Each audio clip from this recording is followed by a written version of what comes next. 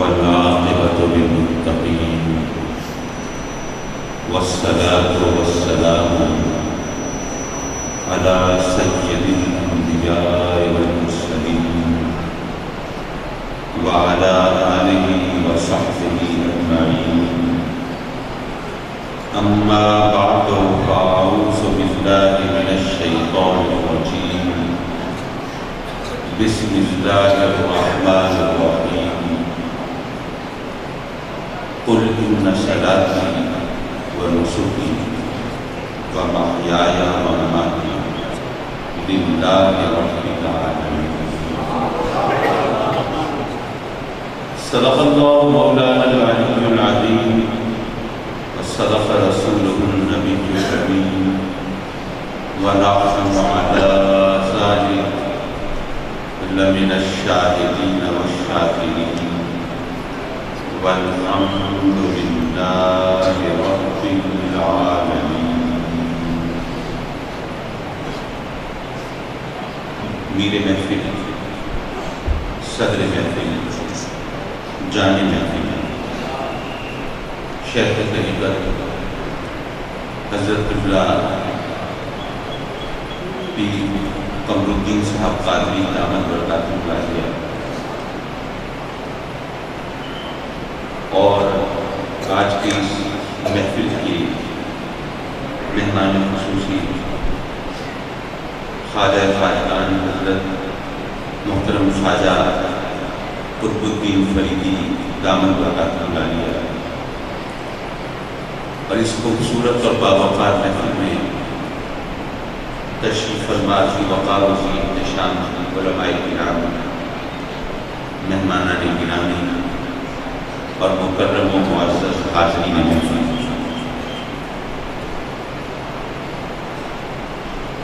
فخر اولیاء حضرت قبلہ سراج الدین قادری رحمۃ اللہ تعالی علیہ ونور اللہ مقدم کے سالانہ اس مبارک کی محفل میں حاضری اس سے پہلے بھی ہوتی رہتی ہے اور میں حضرت کا دل کی گہرائی سے شکر گزار اور حضرت کے خلف الرشید فرزند ترجمان حضرت قبلہ صاحبزادہ سلیمان صاحب کا بطور خاص ممنون کہ وہ اس آستانے سے ہمارے تعلق کا اور واسطے کا ایک بہت معتبر ذریعہ ہے. اللہ تبارک و تعالیٰ ان کے ذریعے اس خاندان کی عزت و وجاہت میں اور اضافہ فرمائے.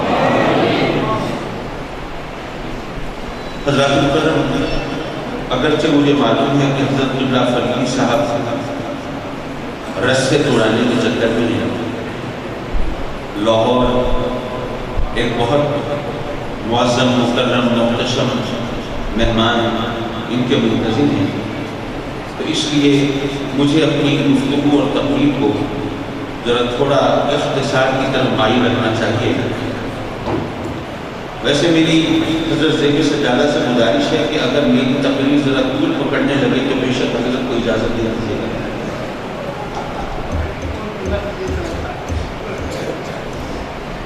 حضرات محترم، ہم اللہ کے فضل و کرم سے اس مبارک کی محفل میں حاضر ہیں اور ہمارا ایمان ہے کہ یہاں پر ہماری حاضری یہ بھی عبادت ہے. ممکن ہے کہ کچھ کم فہم اور کج نظر لوگ یہ سمجھتے ہوں کہ عبادت تو روزے نماز کو کہتے ہیں، تو یہاں ان میلوں میں آراس میں آنا یہ عبادت کیسے ہے؟ تو میں عرض کروں گا کہ یہ ذہن میں رکھیے کہ عبادت روزے اور نماز کا نام نہیں ہے. ممکن ہے یہ بات کانوں کو اجنبی لگے، لیکن میں علماء کی موجودگی میں اس نسبت کے حوالے سے جس کی وجہ سے مجھے آپ نے مجھے یاد فرمایا ہے اس کا سہارا لے کر عرض کروں گا کہ اگر روزہ عبادت ہے تو ابھی رمضان کا مہینہ گزرا، پھر یکم شوال آپ نے عید منائی، اگر اس دن کوئی روزہ رکھتا تو آپ اسے شیطان کہتے ہیں. کیا کسی شخص کو عبادت کی وجہ سے شیطان کہنا کیا عبادت کی توہین نہیں ہے؟ اور کیا عبادت کی توہین کفر نہیں ہے؟ اگر روزہ رکھنا عبادت ہے تو تقریباً 16 گھنٹے کا روزہ تھا، آپ نے 16 گھنٹے بھوک اور پیاس کو برداشت کیا رب کو راضی کرنے کے لیے۔ مجھ جیسا شخص سوچے کہ میں تو زیادہ گناہگار ہوں، 16 گھنٹے کی بھوک پیاس اتنی کافی نہیں ہے کہ رب مجھ سے راضی ہو، تو آج میں تراویح پڑھ کے 20 گھنٹے کا روزہ رکھ کے پھر روزہ چھوڑوں گا۔ تو اگر میں روزہ 4 گھنٹے بڑھا دوں تو کیا ثواب میں اضافہ ہو جائے گا؟ نہیں، ثواب میں کمی ہو رہی ہے، روزہ مکروہ ہو رہا ہے۔ پتہ چلا کہ روزہ رکھنا بھوکا پیاسا رہنا عبادت نہیں ہے، اللہ رسول کا حکم ماننا عبادت ہے۔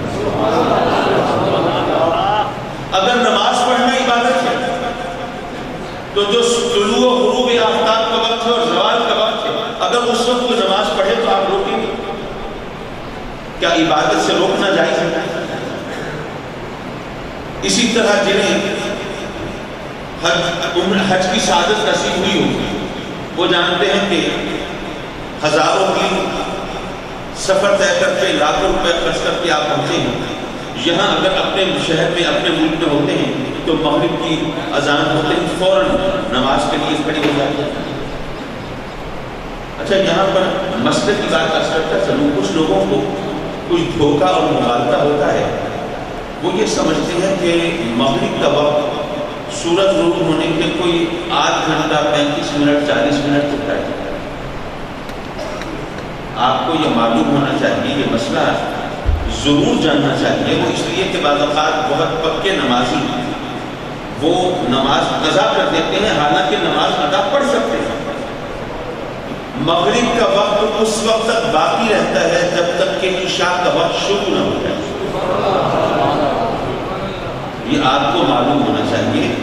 فضیلت اسی میں ہے کہ سورج کے غروب ہونے کے بعد جلد نماز پڑھنی چاہیے، افضل وقت وہی ہے، لیکن جب تک عشاء کا وقت شروع نہ ہو مغرب کا وقت باقی رہتا ہے۔ پتہ چلا کہ عشاء کا وقت شروع ہونے سے اگر 10 منٹ پہلے بھی آپ نے نماز پڑھ لی تو وہ نماز ادا ہے، قضا نہیں ہے۔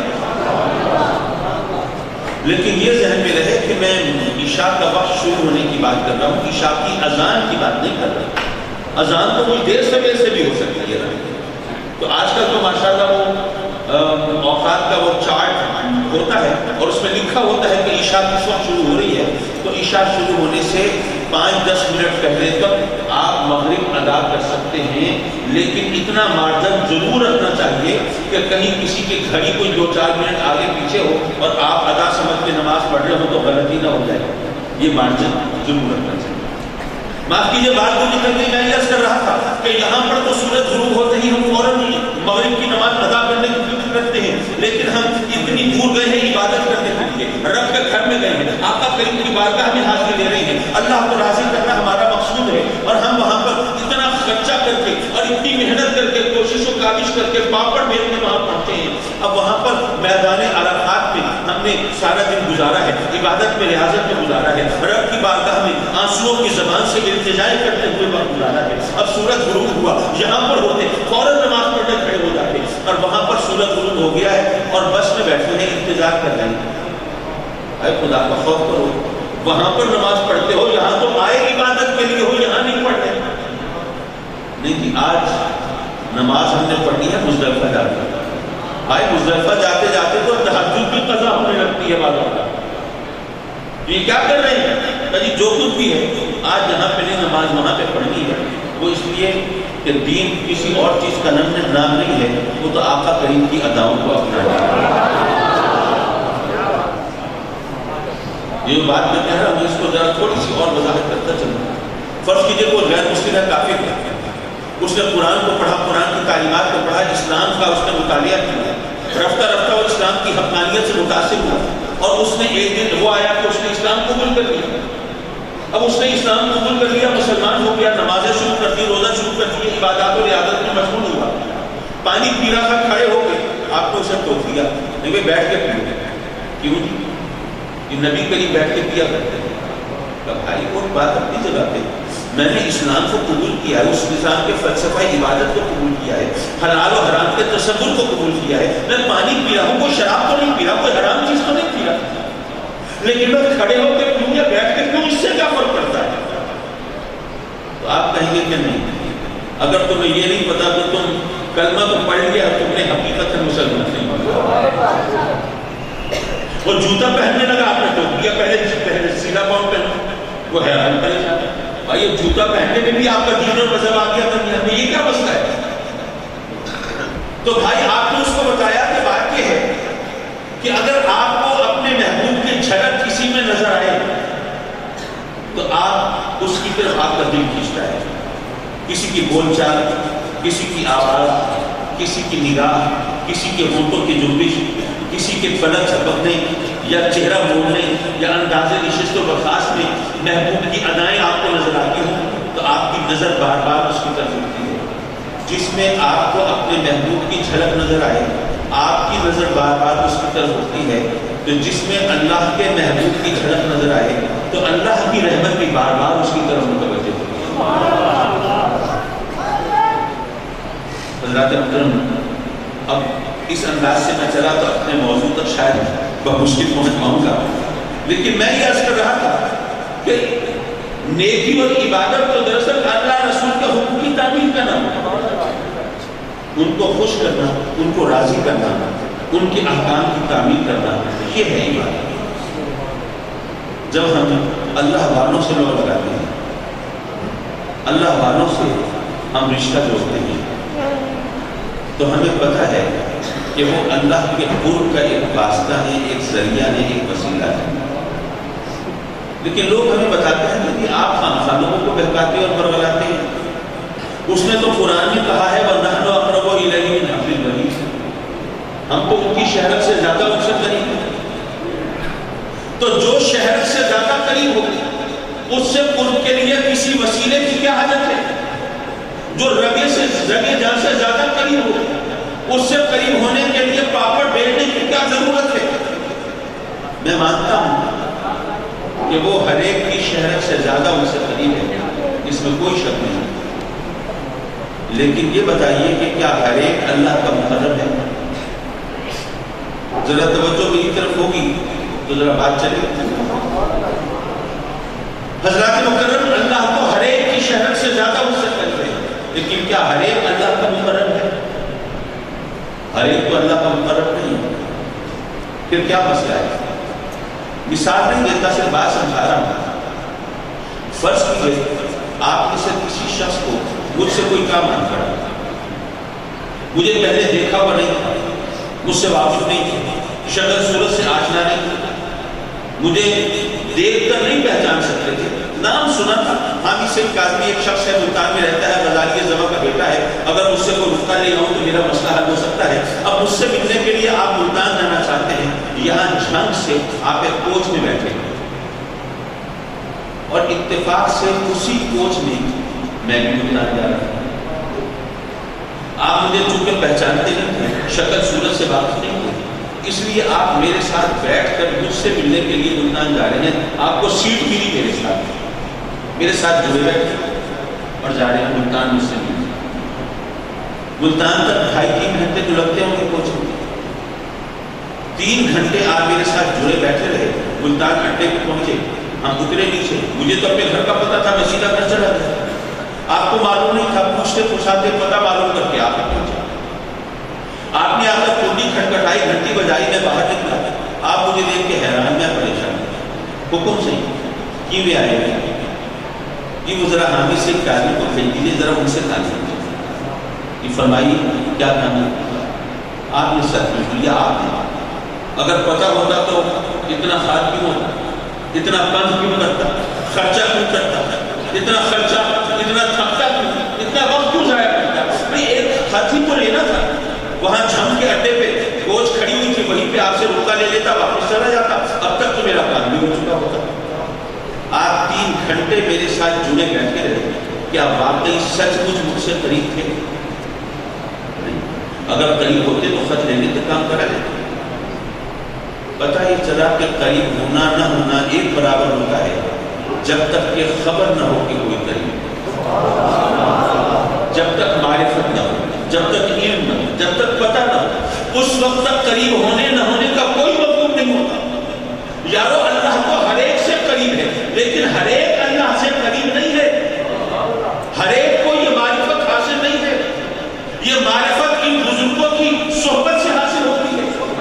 اس کے قرب کی آنچ کا پتہ چلتا ہے، اور اس سے قریب ہونے کا لطف اور اس کی لذت کا احساس ان بزرگوں کی بارگاہ میں حاضر ہونے سے معلوم ہوتا ہے۔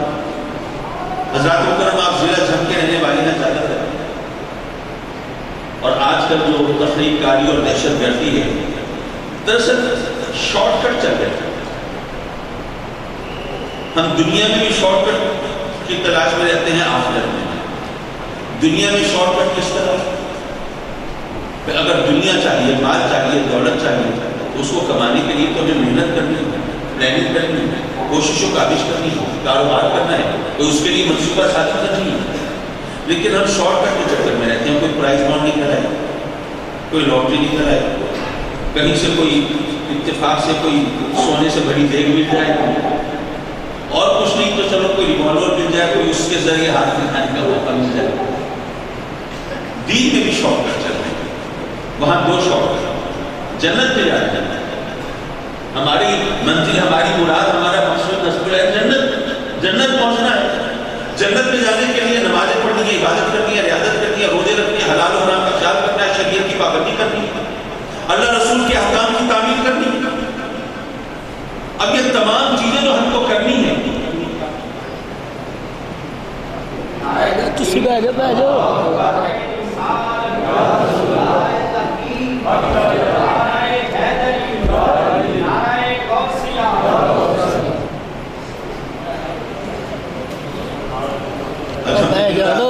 اللہ کے فضل و کرم سے ایسی کیمرے مین بھائی حضرات مکرم، میں یہ عرض کر رہا تھا کہ جنت میں جانے کے لیے تو ہمیں اللہ رسول کے احکام کو ماننا ہے، شریعت کی حدود و قیود کا خیال رکھنا ہے، نمازیں پڑھنی ہے، روزے رکھنے ہیں، زندگی اسلام کے سانچے میں ڈھک کے گزارنی ہے، تب جنت تک پہنچیں گے۔ لیکن ہمیں کچھ لوگ بتاتے ہیں کہ نہیں، اگر نمازیں نہیں پڑھی، روزے نہیں رکھے، حلال و حرام کا خیال نہیں کیا، کچھ نہیں کیا، کوئی فرق نہیں پڑتا۔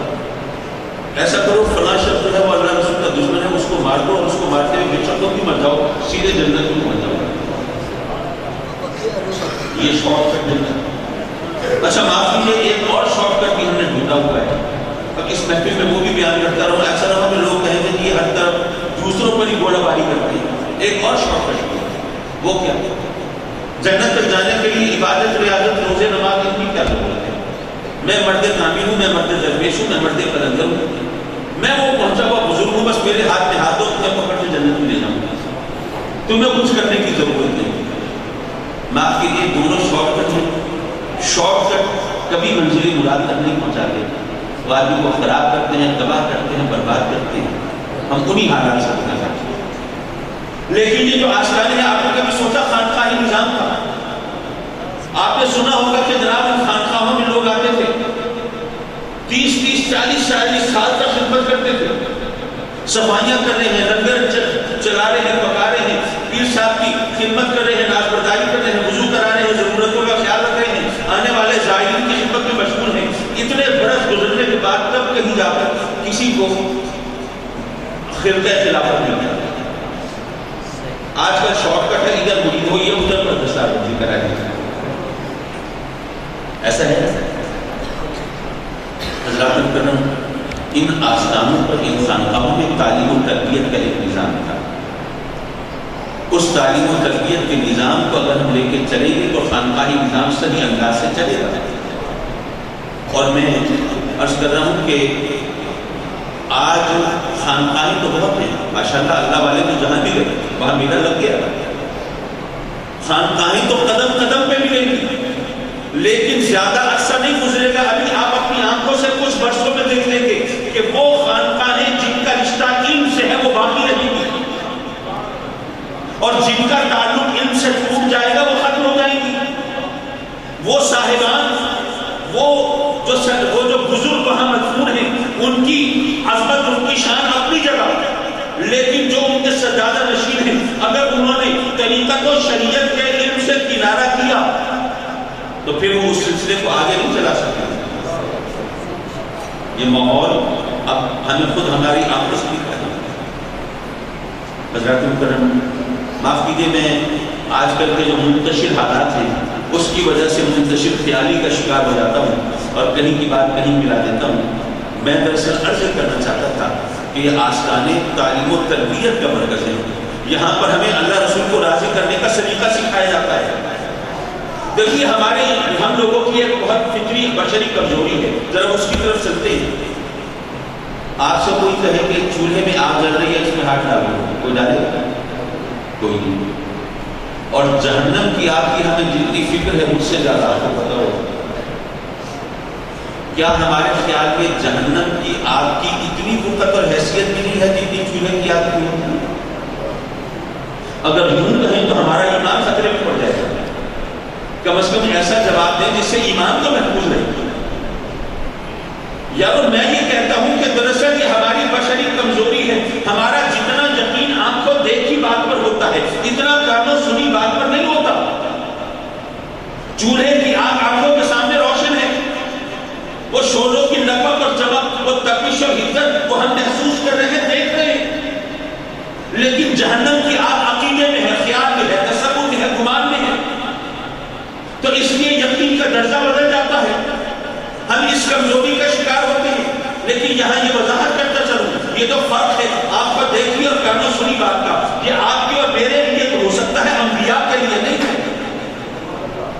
انبیاء کے لیے یقین کا درجہ اسی طرح کامل و اکمل ہوتا ہے.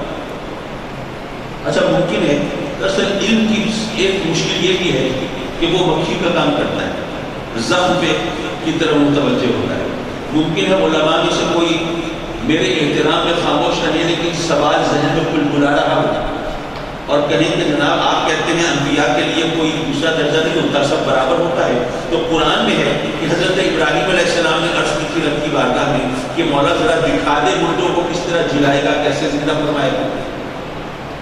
تو اگر وہاں پر یقین کے درجے میں کوئی فرق نہیں ہوتا تو حضرت ابراہیم نے کیوں کہا؟ میں سمجھوں گا کہ حضرت ابراہیم نے جب کہا تو اللہ نے پوچھا اے ابراہیم کو یقین میں کمی؟ تو انہوں نے عرض کی نہیں مولا بس تسکین قلب کے نہیں. تو پہلا جواب یہ ہے کہ حضرت ابراہیم کے یقین میں کوئی کمی تھی یا نہیں تھی اللہ جانتا تھا یا نہیں؟ تو کیوں پوچھا؟ اپنے لیے نہیں پوچھا، وہ تو جانتا تھا، تمہارے اور میرے لیے پوچھا کہ کہیں ہم یہ نہ سمجھ بیٹھے کہ یہ سوال یقین کی کمی کی وجہ سے.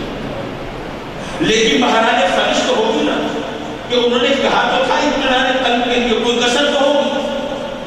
تو اس کا جواب تو حضرت ابراہیم علیہ السلام کی اپنی سیرت میں موجود ہے. پر جب نمرود نے آگ دہکائی اور الاؤ بھڑکایا اور حضرت آدم علیہ السلام کو اس آگ میں جھونکنا چاہتا ہے، جبریل حاضر ہے. اے اللہ کے خلیل کوئی حاجت کو بیان کرے، کوئی حکم کو ارشاد فرمائے کہ آگ اٹھائی جائے، کیا جان بچائی جائے. حضرت ابراہیم علیہ السلام فرماتے ہیں اے جبریل میری تجھ سے کوئی حاجت نہیں. اب ذرا دیکھیے سوال کا جواب کس طرح ہوتا ہے. وہ الاؤ آپ آنکھوں کے سامنے روشن ہے اور کتنا عظیم شان الاؤ ہے. کتابوں میں لکھا ہے کہ اتنی عظیم آگ تھی کہ اس کے اوپر پرندے پرواز نہیں کر سکتے، اتنا بڑا الاؤ. اب وہ تو آنکھوں کے سامنے روشن ہے لیکن حضرت ابراہیم جواب عطا فرما رہے ہیں کہ اے جبریل جتنا یقین مجھے اس آگ کے جلانے پہ ہے اس سے زیادہ یقین اپنے رب کے بچانے پہ ہے. حضرات مکرم ذرا یہاں وہ پیغام جوڑتا چلوں. جب شب معراج کے حوالے سے خطابات کرتے ہیں علماء بیان کرتے ہیں کہ میرے آقا قریب تک سدرۃ المنتہا سے آگے چلنے لگے، تقدم یا جبریل چلو نا آپ معذرت کر لیتے ہیں سرکار آگے بڑھا تو جگ میں خواب ہو رہا ہوں. تو آقا کریم فرماتے ہیں اچھا جبریل آگے نہیں جا سکتے ہو، کوئی حاجت ہو بیان کرو، کوئی ضرورت ہو بتاؤ.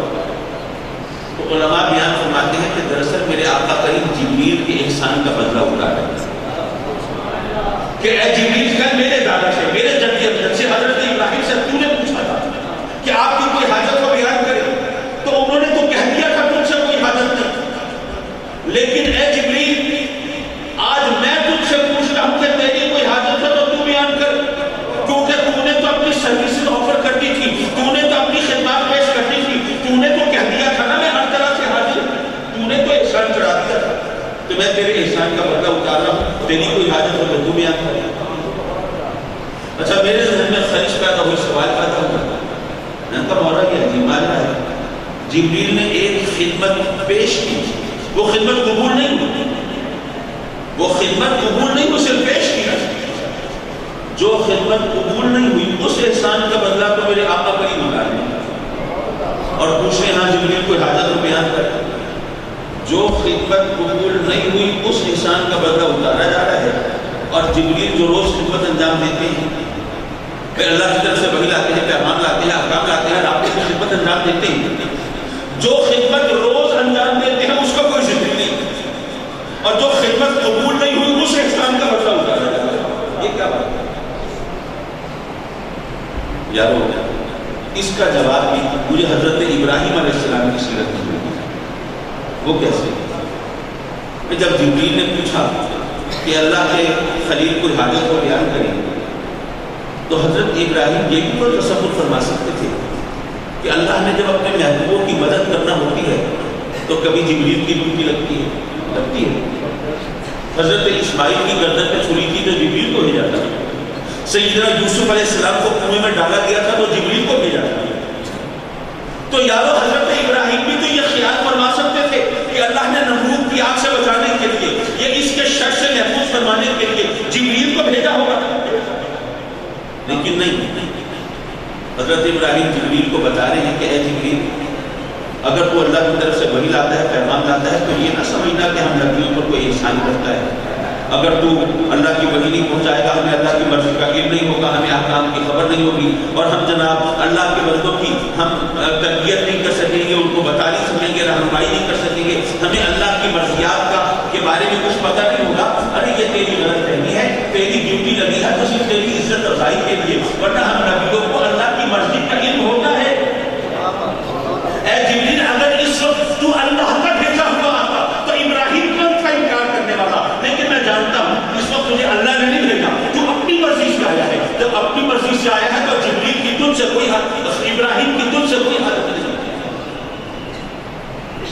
میرے آقا پوچھتے ہیں ہاں جبریل کوئی حاجت کو بیان کر سکتا. جبریل نے کیا کہا؟ کیا یہ کہا سرکار آپ بھی کمال کر رہے ہیں، مجھ سے پوچھ رہے کوئی حاجت کو بیان کرنا؟ میں تو روز یہاں سے آتا جاتا ہوں، آج آپ اتفاقت تشریف لائے ہیں، آج آپ مجھے سے پوچھ رہے ہیں. یہ نہیں کہا. کیا جبریل نے یہ کہا کہ سرکار مجھ سے حاجت پوچھ رہے ہیں؟ میں کوئی بیمار شیمار تو رہتا نہیں کہ صحت کی دعا کے لیے درخواست پیش کروں.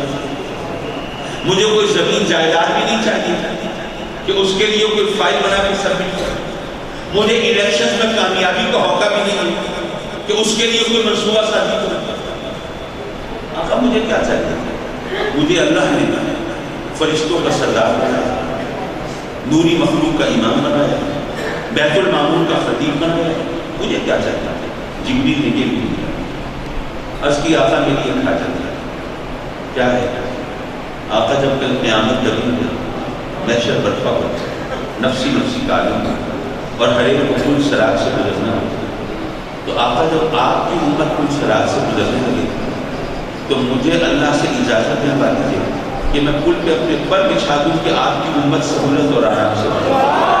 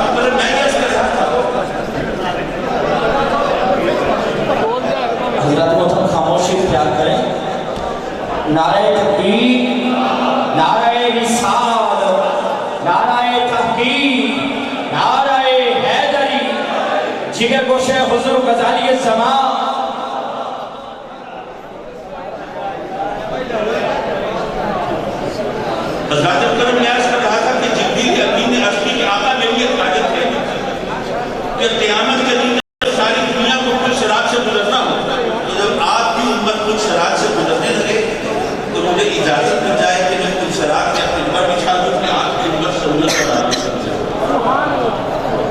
میں پھر اگر مگر اور کشمکش کا شکار ہوں اور یہ ہمت ہے کہ جبریل کہہ رہے ہیں کہ میری حاجت ہے کہ جب آپ کی امت کچھ صراط سے گزرنے لگے تو پل پر بچھانے کی اجازت نہیں چاہے، جبریل کہہ رہے ہیں میری حاجت ہے۔ مہاراج یہ جبریل کی کون سی حاجت پوری ہو رہی ہے؟ کوئی حاجت پوری ہو رہی ہے تو ہماری، کوئی مشکل آسان ہو رہی ہے تو ہماری، کوئی مسئلہ حل ہو رہا ہے تو ہمارا، لیکن مولا اسے جبریل اپنی حاجت قرار دے رہے ہیں، یہ کیا معاملہ ہے؟ لگتا ایسا ہے کہ جبریل نے تکلفاً کر دیا ہو۔ میں آقا کریم نے پوچھا جبریل کوئی حاجت ہو بیان کر، اگر جبریل کہہ دیتے نہیں میری کوئی حاجت نہیں ہے تو بڑا عجیب لگتا، یہ تو بڑی بے نیازی کا مظاہرہ ہو جاتا، تو اس لیے انہوں نے بس اس کو حاجت بنا کے پیش کر دیا ہے، ورنہ ان کی تو کوئی حاجت پوری نہیں ہو رہی، حاجت تو ہماری پوری ہو رہی ہے۔ میں عرض کروں گا کہ مسکرا کر کیوں نہ اپنی رہ سے دیکھیے، میری منزل کو جدھر میں اپنی نظر سے دیکھیے۔ بات کو ذرا دوسرے زاویے سے دیکھیے۔ آقا کریم پوچھ رہے ہیں جبریل کوئی حاجت کو بیان کر، تو جبریل گویا یہ کہتے ہیں کہ آقا آپ مجھ سے حاجت پوچھ رہے ہیں، مجھے صحت تو نہیں چاہیے، دولت بھی نہیں چاہیے، حکومت بھی نہیں چاہیے، شہرت بھی نہیں چاہیے، کچھ اور نہیں چاہیے۔ اللہ نے مجھے فرشتوں کا سردار بنایا، بیت المعمور کا خطیب بنایا، لیکن آقا میں جبریل سے ہی، فرشتوں کا سردار و امام سے ہی، لیکن رب کی رضا تو مجھے نہیں چاہیے، رب کو راضی کرنا یہ تو میری بھی حاجت ہے، اور آقا مجھ سے بہتر کون جانتا ہے کہ رب کو راضی کرنا ہو تو پہلے آپ کو راضی کرنا ہوگا۔ اب آپ کو راضی کروں تو کیسے کروں؟ ارے آپ تو وہاں جا رہے ہیں جہاں میرے پر چلتے ہیں، آپ کی پہنچ تو وہاں ہے جہاں میری رسائی نہیں ہے، تو آپ کو راضی کروں تو کیسے کروں؟ لیکن آقا میں یہ جانتا ہوں کہ آپ کو اپنی امت سے بڑا پیار ہے، اگر میں آپ کی امت کے کام آؤں گا نا تو آپ مجھ سے راضی ہو جائیں گے، اور آپ راضی ہو جائیں گے تو رب راضی ہو جائے گا، اور رب کو راضی کرنا یہ تو میری بھی حاجت ہے۔ حضرات کرم ایک دفعہ ایک مولوی صاحب جمعے کی تقریب میں خطاب فرمائے اور رقت قلب پیدا کرنے کے لیے، دلوں کو نرم کرنے کے لیے قیامت کا نقشہ کھینچ رہے ہیں اور لوگوں کے سامنے ذکر کر رہے ہوں کہ کیسا کڑا وقت ہوگا، کیسا سخت وقت ہوگا، نفسی کا عالم ہوگا، میزان عدل ہوگا، کسی کے دائیں ہاتھ میں کسی کے بائیں ہاتھ میں نامہ اعمال کمایا جائے گا، جواب دینا ہوگا۔ اچھا یہاں ایک بات اور عرض کرتا چلوں، یار ہم میں سے کچھ لوگ ایسے ہوں گے جو وہاں قیامت کے دن میدان محشر میں بھی چالاک بننے کی کوشش کریں گے۔ جب وہاں پر ان سے پوچھا جائے گا نا تم نے یہ گناہ کیوں کیا، یہ جرم کیوں کیا، وہ کر جائے گا مولا میں نے کیا ہی میں نہیں کیا، یہ نامہ اعمال میں لکھا ہے۔ مولا پکڑے جاتے ہیں فرشتوں کے لکھے پڑھنا، آدمی اپنا کوئی تعداد تحریر لکھا، مولا یہ نامہ اعمال کس نے لکھا ہے؟ فرشتوں نے۔ جب وہ یہ نامہ اعمال یہ کمپائل کر رہے تھے تو مولا کہ ہمارا بندہ تھا کراس چیک کرنے کے لیے کوئی غلط انٹری تو نہیں کر رہے نامہ اعمال میں، کوئی ڈنڈی تو نہیں مار رہے؟ مولا یہ فرشتوں نے لکھ دیا، ہماری جواب دہی ہو گئی، یہ تو بڑی زیادتی ہے، ہم نے تو یہ کام نہیں کیا، کچھ ہم نے سے چالاک بننا کی۔ پھر کیا ہوگا؟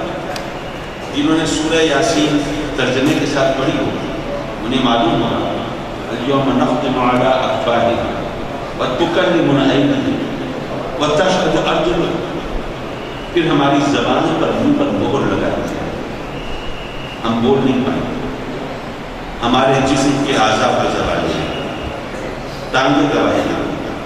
مولا گناہ کرنے ہمارے تو ساتھ چل کے گیا، ہاتھ گواہی دیں گے، مولا یہ جرم اور یہ ظلم اس نے ہمارے ذریعے سے کیا، آنکھیں گواہی دیں گی، مولا یہ بے حیائی کے مناظر ہمارے ذریعے سے دیکھا کرتا ہے۔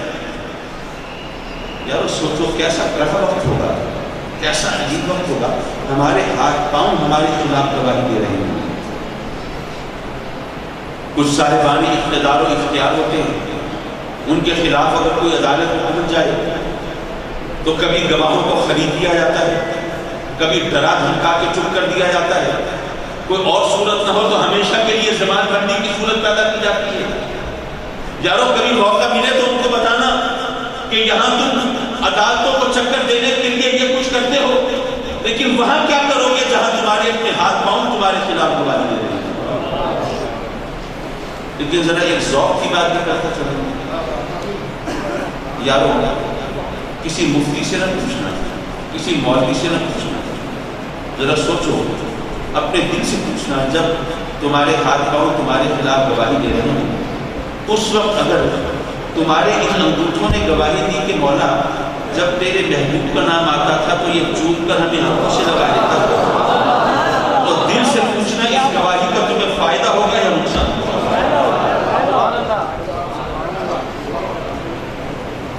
حضرات کرام، مولوی صاحب قیامت کا نقشہ کھینچ رہے ہیں جمعے کی تقریب میں اور لوگوں کو بتا رہے ہیں کہ پھر کچھ سرات سے گزرنا جو تلوار سے زیادہ تیز اور بال سے زیادہ بھاری۔ مجلس سے ایک صاحب کھڑے ہو گئے، کہنے لگے مولوی صاحب ذرا رحم کریں، آپ مل کر ہماری کیوں کیا ہوا؟ آپ ذرا بتائیے، مولوی صاحب خود بتائیے، جو تلوار سے زیادہ تیز ہو اور بال سے زیادہ بھاری ہو اسے پل کہتے ہیں۔ بس سیدھا سادہ لوگوں کو بتا دیجیے کہ آگے جانے کا راستہ نہیں ہوگا۔ یارو اس بندے نے کچھ غلط نہیں کہا، بالکل صحیح کہا، 100% درست کہا، بالکل صحیح ہے، سچ ہے، درست ہے۔ واقعی جو کافر ہوں گے، جو مشرک ہوں گے، جو منافق ہوں گے، جو میرے نبی کے گستاخ ہوں گے، ان کے لیے آگے جانے کا کوئی راستہ نہیں ہوگا۔ ارے پل پہ قدم رکھیں گے اور کٹ کٹ کے سیدھے جہنم میں گرتے ہوں گے۔ لیکن یارو تمہیں کیا فکر ہے؟ تم تو سرکار کے غلام ہو، کیا رسول اللہ میں نعرے لگانے والے ہو، درود و سلام پڑھنے والے ہو، ان بزرگوں کی خدمت میں غلامی میں ناز کرنے والے ہو، تمہارے لیے تو راستہ ہی راستہ ہوگا، جبریل پر بھی چھائے بیٹھے ہوں۔ نعرہ تکبیر، نعرہ رسالت، نعرہ تحقیق، نعرہ حیدری، نعرہ غوثیہ، لاجپال لاجپال، پیر سیاد پیر سیاد، لاجپال لاجپال، جیوے جیوے جیوے جیوے جیوے جیوے جیوے جیوے لاجپال لاجپال، پیر سیاد پیر سیاد، لاجپال لاجپال، علماء اہل سنت۔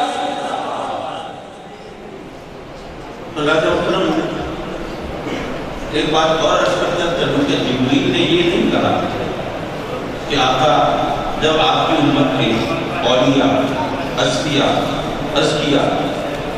شیوخ الحدیث و تفسیر، عارفین کاملین جب کچھ صراط سے گزرنے لگے، ائمہ مجتہدین گزرنے لگے تو تب مجھے پل پہ پر بچھانے کی اجازت دی جائے، یہ نہیں کہا۔ آقا جب آپ کی امت گزرنے لگی پتہ چلا کہ پل صراط پہ راستہ ملے گا سرکار کے امتی اور غلام ہونے کے ساتھ، تو جس رشتے سے وہاں راستہ ملنا ہے آج اس رشتے کو مضبوط کرنے کی ضرورت ہے۔ کہیں ایسا نہ ہو کہ کل قیامت کے دن جب پل صراط پہ جبریل پر بچھائے بیٹھے اور ہم چل پڑے کہ چلو جلدی سے گزر جائیں تو فرشتے راستہ روک لیں، میاں کہاں چلے جا رہے ہیں؟ ہم کہیں گے جبریل پر بچھائے بیٹھے ہیں، ہم بھی سرکار کی امتیاں میں گزرنے دو۔ وہ کہیں گے اچھا تم بھی امتی ہو؟ کیسے امتی ہو؟ نہ سیرت امتیوں جیسی، نہ صورت امتیوں جیسی، نہ کردار، نہ عادات، نہ اقوال، تم کیسے امتی ہو؟ یارو ایسا نہ ہو کب قیامت کے دن ہم سے کوئی ثبوت، کوئی دلیل مانگے امتی ہونے کا، کوئی ثبوت دلیل یہیں پہ اکٹھا کر لو تاکہ وہاں پہ کام آ جائے۔ حضرات کرام، بات چلی تھی یہاں سے کہ ہمارا یقین آنکھوں دیکھی بات پر زیادہ ہوتا ہے۔ دراصل آپ نے کبھی غور کیا کہ نبوت کا، نبی کی جو پہچان ہے وہ معجزہ ہے، اور کیوں ہے؟ یہ بڑی لاجیکل بات ہے، منطقی بات ہے، سمجھنے کی بات ہے۔ نبی کی پہچان معجزہ ہے۔ معجزہ کیا چیز ہے؟ جو عقل میں نہ آئے، جس کے سامنے عقل عاجز ہو، وہ معجزہ ہے۔ نبی پر ایمان لانا عالم کے لیے بھی ضروری ہے اور جاہل کے لیے. نبی پر ایمان لانا عقل مند کے لیے بھی ضروری ہے اور بے وقت کے لیے بھی. ٹھیک ہے. تو اگر نبی کی پہچان ایسی ہو جس میں عقل یا علم کی کمی بیشی سے فرق پڑتا ہو تو پھر تو کوئی جاہل ہوگا وہ عذر کر دے گا مولا میرا کیا قصور ہے. اگر مجھے علم حاصل کرنے کا موقع ملتا میں بھی ایمان لے رہا. کوئی کم عقل ہوتا وہ بھی کہہ دیتا مولا عقل دینے والا تو تو ہے نا, مجھے فہم و فراست دے دیتا, عقل و دانی دے دیتا, سوچ بوجھ سے نواز دیتا, میں بھی ایمان لے آتا. لیکن اگر نبی پر ایمان لینے کے لیے نبی پر ایمان لانا عقل مند کے لیے بھی اسی طرح ضروری ہے جس طرح کم عقل کے لیے, اور ان پڑھ کے لیے بھی اسی طرح ضروری ہے جس طرح پڑھے لکھے کے لیے, تو ماننا پڑے گا کہ نبی کی پہچان ایسی ہونی چاہیے جس میں علم یا عقل کے کم یا زیادہ ہونے سے فرق نہ پڑتا ہو. تو یارو معجزہ نہ عالم کی عقل میں آتا ہے نہ جاہل کی عقل میں آتا ہے. معجزہ نہ ذہین اور عقل مند کی عقل میں آتا ہے, نہ کم فہم اور بے وقوف کی عقل میں آتا ہے, وہ کسی کی عقل میں نہیں آتا. تو معجزے کے سامنے عالم ہو یا جاہل ہو دونوں برابر ہیں. معجزے کے سامنے عقل مند ہو یا بے وقوف ہو دونوں برابر ہیں. اس لیے نبی کی پہچان معجزہ ہے.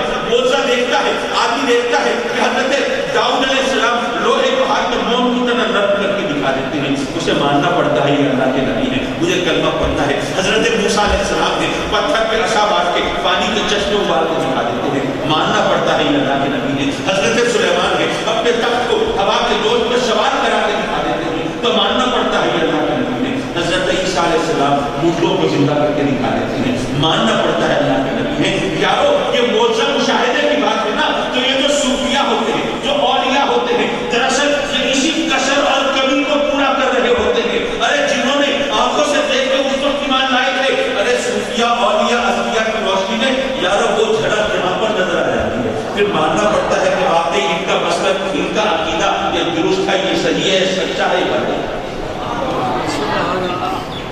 آنکھوں دیکھی بات اور کانوں سنی بات کا پھر فرق مٹا دیتا ہے.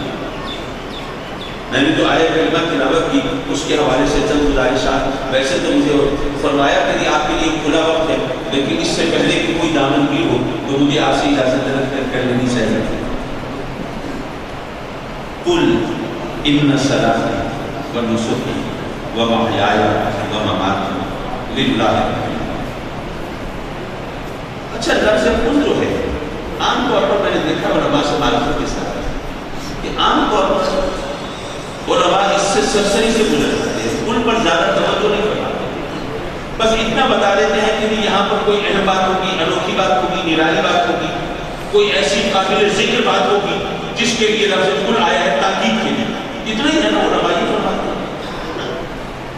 لیکن اس کے مفہوم و معنی اور اس کی اس خاص مقام پر اہمیت و مدت کو اس حوالے سے اجاگر نہیں کر پاتے. جیسے میں مثال کے طور پر عرض کروں, ہم کلمہ پڑھتے ہیں نا لا الہ الا اللہ, اللہ کے سوا کوئی معبود نہیں. ہمارا ایمان ہے اللہ کے سوا کوئی معبود نہیں. اچھا یہاں ہمارے ملک پاکستان میں کوئی اور معبود نہیں, شاید امریکہ میں یا جاپان میں, شاید وہاں کوئی اور خدا ہو وہ زیادہ طاقتور ہے, وہاں پہ بھی نہیں. چلو اس کرۂ ارض پر, اس دنیا میں, روئے زمین پر جہاں ہم رہتے بستے ہیں, یہاں پر کوئی اور معبود نہ ہوگا. شاید چاند سورج پر, دوسرے ستاروں پر, کہکشاؤں میں کوئی اور معبود ہو, وہاں بھی نہیں. آپ کیسے کہتے ہیں؟ آپ نے دیکھا ہے, آپ گئے ہیں. اگر آپ کے علاقے کا اس یونین کونسل کا کوئی ایسا شخص جو کبھی یونین کونسل سے نہ نکلا ہو, اسے اتفاقاً لاہور جانے کا موقع ملے اور مینار پاکستان دیکھ کے آئے اور واپس آ کے لوگوں کو بتائے, ارے تم نے دیکھا ہے مینار پاکستان, اللہ اکبر, اتنا اونچا, اتنا بلند, اتنا بڑا, دنیا میں اس سے اونچا مینار تو کوئی ہو نہیں سکتا.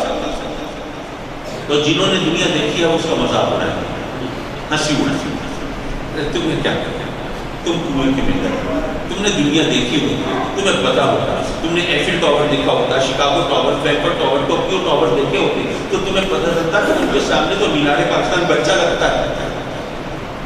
یارو اگر یہاں کا کوئی شخص اتفاقاً لاہور سے ہو کے آئے اور کہے کہ مینار پاکستان دنیا کا سب سے اونچا مینار ہے, اسے کہتے ہو قوم کا ملت کا مذاق اڑاؤ گے, اس کی ہنسی اڑاؤ گے, لیکن خود یہاں پر بیٹھ کر کہتے ہو مہدی سیال میں کہ جناب اس ساری کائنات میں, اس ساری دنیا میں کوئی اور معبود نہیں ہے.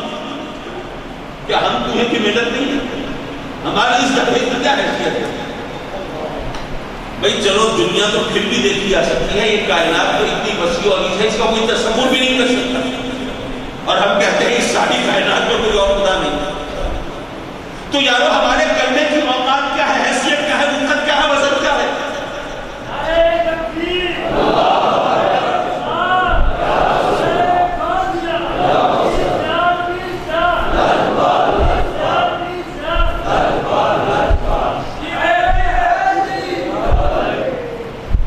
حضرات محترم، اسی لیے علماء نے فرمایا کہ لا الہ الا اللہ دعویٰ ہے نا، کتنا بڑا دعویٰ ہے کہ اس ساری کائنات میں کوئی اور معبود نہیں، کوئی اور پوجا کے لائق نہیں، کوئی اور پرستش کے قابل نہیں، بس وہی ہے وحدہ لا شریک، اس کے علاوہ کوئی الہ نہیں۔ کتنا بڑا دعویٰ ہے، تو دعویٰ تو بغیر دلیل کے نہیں مانا جاتا ہے۔ تو بتایا کہ اس کی دلیل ہے محمد الرسول اللہ۔ وہ اس لیے کہ اگر تم کہو گے کہ اس کائنات میں کوئی اللہ کے سوا کوئی معبود نہیں، تو کوئی پوچھے گا نا بھائی تم کیسے کہتے ہو؟ تم نے چاند ستاروں پہ جا کے دیکھا ہے؟ تم نے کہکشاؤں کا سفر کیا ہے؟ اس کائنات کی وسعتوں کو کھنگالا ہے؟ تم کیسے کہتے ہو؟ تو اے محبوب، اگر میرے بندے اگر یہ کہیں گے میری وحدانیت کا، میری توحید کا، میری الوہیت کا اعلان و اقرار کریں گے، اظہار کریں گے، تو اے محبوب ان کو کوئی بھی جھٹلا سکتا ہے، ان کو کوئی بھی منہ بند کرا سکتا ہے۔ تو یہ اگر کہیں گے تو ان کو کوئی ترجیح تقسیم کر دے گا۔ قل هو اللہ احد، اے محبوب یہ خود نہ کہیں، تیرے کہنے پہ کہہ دے، تو ان کو بتا دے کہ میرے سوا کوئی معبود نہیں۔ تو اگر کوئی ان پر اعتراض کرے گا تو یہ جواب دے دیں گے نا کہ ہم نے کائنات نہیں دیکھی، لیکن جن کے کہنے پر گواہی دے رہے ہیں انہوں نے تو دیکھی ہے نا۔ جس ہستی کی گواہی پر ہم گواہی دے رہے ہیں انہوں نے تو اس کائنات کو اپنی ہتھیلی کی طرح دیکھا ہے۔ ہمارے کلمے کا وزن اس وقت بنتا ہے جب ہم آقا کریم کے علم کی وسعت کو مانیں۔ پتہ چلا کہ ہم سرکار کے علم کی وسعت کو مانتے ہیں تو اس لیے نہیں کہ ہم سرکار کی عظمت کو ثابت کرنا چاہتے ہیں، صرف اس لیے کہ ہمارے کلمے کا اعتبار ہو جائے۔ تو یہاں پر لفظ کل کا کچھ مفہوم سمجھ میں آیا؟ حضرات محترم اسی طرح یہاں دیکھیے، کل ان صلاتی و نسکی و محیایا و مماتی للہ رب العالمین۔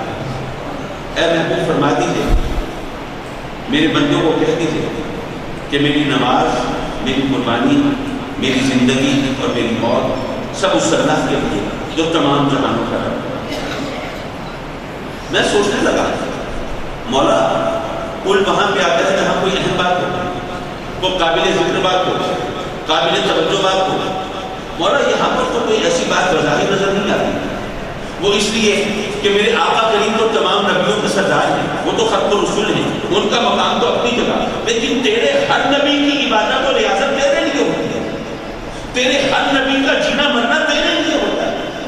کوئی بھی نبی عبادت دکھاوے کے لیے نہیں کرتا، ریاکاری کے لیے نہیں کرتا، زہد و تقویٰ کا روب جمانے کے لیے تو نہیں کرتا۔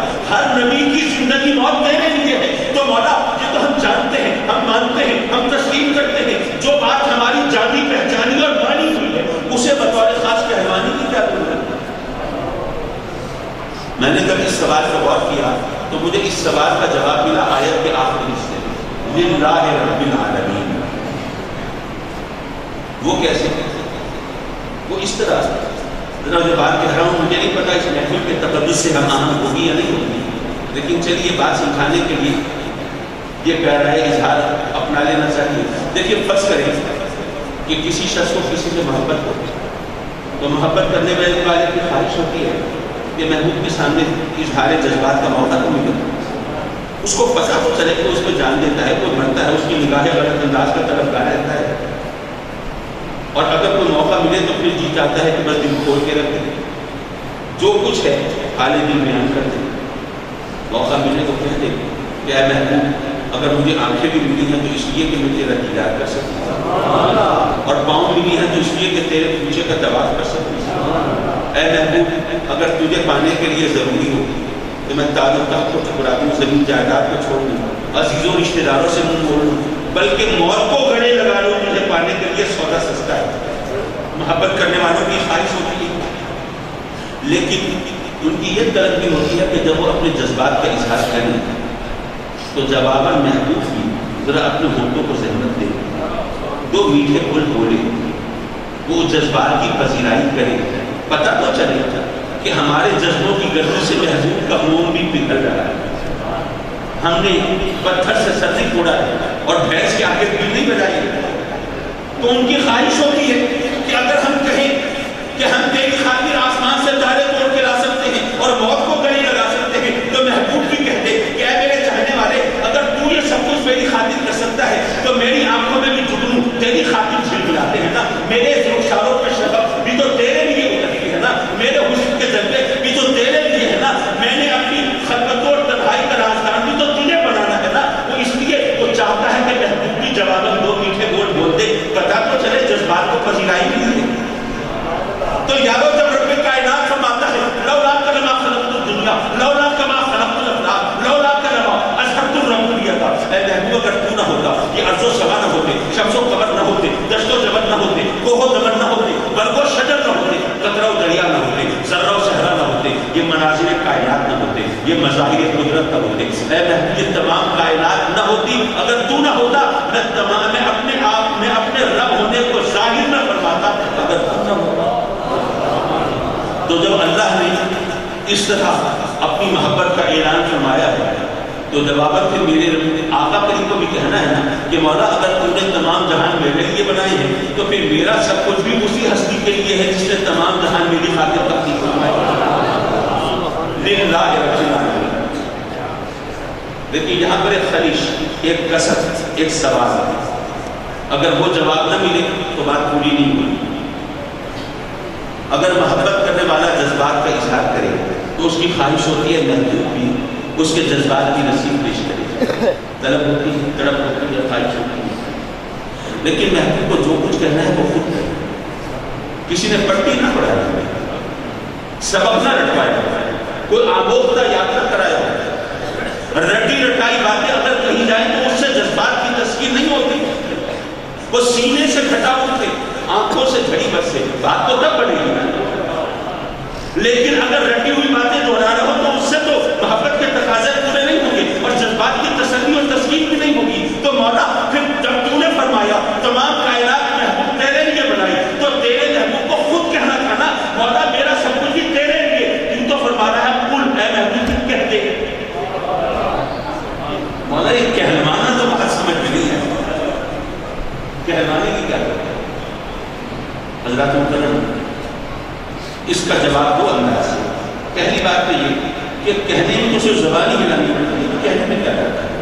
کہنے میں میں بھی کہہ دوں, آپ بھی کہہ دیں کہ ہمارا سب کچھ اللہ کے لیے, زمین جائیداد اللہ کے لیے, آب و اولاد اللہ کے لیے, گھر بار اللہ کے لیے, زندگی موت اللہ کے لیے. کہنے میں کیا ہے, بات تو تب بنے گی جب وہ قبول کروائے. جب تک وہاں سے قبولیت کی سند نہ ملے یہ صرف بات کرنے سے فرق نہیں پڑتا. اگر میرے آقا کریم اپنی طرف سے کہتے کہ مولا اگر تمہیں کائنات تمام میرے لیے بنائی تو میرا سب کچھ بھی تیرے لیے, تو ممکن ہے کہ کوئی شخص تانا زنی کر دیتا کہ یہ آپ کو کہہ رہے ہیں پتہ نہیں اس نے قبول کیا یا نہیں کیا. تو اس نے فرمایا اے محبوب جس نے قبول کرنا ہے نا اس کے کہنے پہ کہتے تاکہ سواری پیدا نہ ہو رہا تو قبول کرنا. اور دوسرا جواب ایسا نہیں کہ دیکھیے فرض کیجیے آپ جانتے ہیں نا ملتان کا سون حلوہ مشہور ہے. ویسے تو یہاں پر بھی سون حلوہ بڑا اچھا لذیذ بنتا ہوگا ماشاءاللہ. سون حلوہ میرا خیال ہے کہ یونیورسل مٹھائی بن گئی ہے, لیکن بہرحال ملتان کا سون حلوہ مشہور ہے. تو فرض کیجیے کہ میں جب یہاں آ رہا تھا تو میں نے سوچا کہ میں صاحبزادہ سلمان صاحب کے لیے ایک ڈبہ سون حلوے کا لے کر چلتا. تو میں وہاں سے ایک ڈبہ سون حلوے کر آیا حضرت کی خدمت میں پیش کرتا. اچھا میں سب کچھ لایا نہیں تھا کہ آپ تبرک بانٹنے کے لیے کہا جائے, میں صرف مثال دے رہا بات سنا. تو فرض کیجیے کہ میں سون حلوے کا ڈبہ لایا, میں نے حضرت کی خدمت میں پیش کیا. جب چلنے لگا تو حضرت نے سوچا کہ بھئی یہاں آپ محفل سے صاحبزادہ صاحب جا رہے ہیں, اب یہاں پر اس وقت تو کوئی اور ایسی چیز نہیں ہے جو میں پیش کروں, اور خالی ہاتھ لوٹانا بھی اچھا نہیں لگتا. تو چلو وہ ڈبہ جو حضرت لے کے آئے ہیں وہی جواب میں پیش کر دیتا ہوں. اگر کوئی میرا لایا ہوا سون حلوے کا ڈبہ مجھے جوابت تحفے میں دے دے تو کیا یہ کوئی معقول بات ہوگی؟ کیا مجھے اچھا لگے گا؟ یقیناً. بلکہ یہ تو خلوص اور جذبات کا ایک طرح سے مذاق اڑانے والی بات ہے. تو یار مجھے بتاؤ میرے پاس اور آپ کے پاس اور ہم سب کے نبی کے پاس جو کچھ ہے وہ کس کا دیا ہوتا ہے؟ اللہ. تو اگر میرے آقا کریم رب کی بارگاہ میں عرض کرتے کہ مولا جب تو نے تمام جہان میرے لیے بنائے تو میرا سب بھی تیرے لیے، تو ممکن ہے کوئی دریدہ جہان، کوئی نکھٹ، کوئی بد زبان کہہ دیتا کہ آپ کا اپنا کیا ہے جو اس کی بارگاہ میں پیش کر رہے ہیں۔ جیسے شاعر نے کہا تھا نا کہ جان دی ہوئی اسی کی تھی، حق تو یہ ہے کہ حق ادا نہ ہوا۔ یارو جو سر کٹا کے بیٹھا ہے، جو جان دے کے بیٹھا ہے، جو اس کی راہ میں جام شہادت نوش کر کے بیٹھا ہے، شاید اسے کہنا دے رہا ہے کہ اگر تم نے اللہ کی راہ میں جان دی ہے تو یہ مت سمجھنا کہ بڑا تیر مارا ہے، بڑی قربانی دی ہے، بہت بڑا کام کیا ہے۔ ارے اس کی دی ہوئی جان اس کی بارگاہ میں پیش کرنے کون سا بڑا کام کیا ہے؟ ارے جو سر کٹا کے بیٹھا ہو اگر شاید اس کو تانا دے سکتا ہے تو آقا کریم کی بارگاہ میں کوئی بد زبانی کر سکتا تھا کہ آپ کا اپنا کیا ہے جو پیش کر رہے ہیں؟ تو اللہ نے گویا فرمایا اے محبوب اگر اپنی طرف سے کہے گا کوئی بد زبانی کر سکتا ہے، لیکن جس نے خود عطا کیا ہو وہی جواباً طلب کر رہا ہو تو پھر کسی کو اعتراض کا موقع تو نہیں مل سکتا۔ تو خود نہ کہنا، پھر میرے کہنے پہ کہتے تاکہ کسی کو اعتراض کی گنجائش نہیں۔ اور یارو یہاں پر ایک نصیحت کا انداز بھی ہو سکتا ہے کہ جب وہ ہستی جس کی خاطر کائنات بنی ہے، جب ان کا جینا مرنا اپنے لیے نہیں ہے تو تم اپنے لیے جیتے مرتے ہو، یہ ایک نصیحت کا انداز بھی ہو سکتا ہے۔ اللہ کرم معاف کیجیے، میں نے ذرا عادت اور مزاج سے بیٹھ کے آج زیادہ وقت ملا آپ سے خطاب کا، لیکن اتفاق سے موضوع بات سے بات کرتی گئی اور اس طرح بات کھینچتی گئی، لیکن میرا خیال یہ ہے کہ میں اپنی دانش میں پیغام تو دے چکا، لیکن چلیے ایک پیغام ذرا پورے لفظوں میں اور دیتا چلوں، کیونکہ تقریریں سن کے لوگ بلا دیتے ہیں، شاید پیغام ساتھ نہیں جاتا۔ ماشاء اللہ ہمارے ملک میں بڑی اچھی اچھی شاندار مسجدیں ہیں، کیا کسی مسجد میں داخلے کا ٹکٹ دیکھا ہے آپ نے؟ شاہی مسجد میں کبھی ٹکٹ لگا ہے؟ حالانکہ ٹکٹ لگ جائے تو اچھے بڑی انکم ہو سکتی ہے، لیکن نہیں۔ جب مسجدوں میں لوگ کیوں آتے ہیں؟ نماز پڑھنے، اور نماز جنت کی کنجی ہے۔ یہاں پر کوئی انٹری فیس نہیں، کوئی ٹکٹ نہیں، کوئی پیسہ نہیں لگتا، لیکن اگر آپ معلوم کریں تو جو اچھے اچھے کلبز ہیں ان کی رکنیت حاصل کرنی ہو تو لاکھوں روپے اس کی فیس ہے، اور فیس لاکھوں روپے ہے اور رکنیت لینے کے لیے لاکھوں رشوت بھی دینی پڑتی ہے۔ اور میرا خیال ہے ان کلبز میں لوگ تہجد پڑھنے کے لیے کبھی جاتے ہیں۔ اچھا ضروری نہیں ہے کہ ضروری کوئی خدا نخواستہ کوئی بدکاری شراب نوشی کے لیے جاتے ہیں، لیکن بہرحال وہاں پر کوئی نیکی کے کاموں کے لیے تو نہیں جاتے نا، سیر تفریح کے لیے، ایسوسیشن کے لیے جاتے ہیں، یعنی کوئی ایسے کام کرتے ہیں زیادہ تر جس کو گناہ میں شمار کیا جا سکے، نیکی میں تو نہیں کیا جاتا۔ یا وہ عجیب معاملہ ہے، جنت خریدنے کے لیے، جنت لینے کے لیے مسجد میں آنا ہوتا ہے، نماز جنت نہیں ہوتی ہے۔ جنت مفت مل رہی ہو تو لوگ لینے نہیں آتے، اور جہنم خریدنے کے لیے لاکھوں روپے لیے قطاروں میں بیٹھے۔ اب بتائیے نصیحت کرے تو کیا کرے، اور کس کو کرے اور کیسے کرے؟ تو یارو ان آستانوں سے تمہیں جنت اور دوزخ کا شعور ملتا ہے، راستے کی رہنمائی ملتی ہے، اور اس پر چلنے کا سلیقہ اور طریقہ ملتا ہے، تربیت ہوتی ہے، تعلیم ملتی ہے، اور اس طرح منزل مراد آسان ہوتی ہے، لیکن وہ اس وقت ہوگی جب ان سے رشتہ، صحیح رشتہ جڑا ہوا، تعلیمات پر عمل کیا جائے۔ آپ اگر بیمار ہو ڈاکٹر کے پاس جائیں تو ظاہر اس کی کچھ فیس دیں گے اور اس سے نسخہ لکھوائیں گے، لیکن صرف نسخہ لکھوانے اور فیس دینے سے آپ کو صحت نہیں ہوگی۔ جو اس نے پرہیز اور علاج بتایا ہے اس پر عمل کریں گے تب شفا ہوگا۔ تو اسی طرح ان آستانوں پر جو آتے ہیں تو صرف یہاں حاضری دینے سے اور نظر نیاز پیش کرنے سے مسئلہ حل نہیں ہوگا، بلکہ یہاں سے آپ کو جو پرہیز اور علاج بتایا جائے اس پر عمل کریں تو پھر دیکھیے کہ منزل مراد ملتی ہے کہ نہیں ملتی۔ وہ آپ سے بتاؤ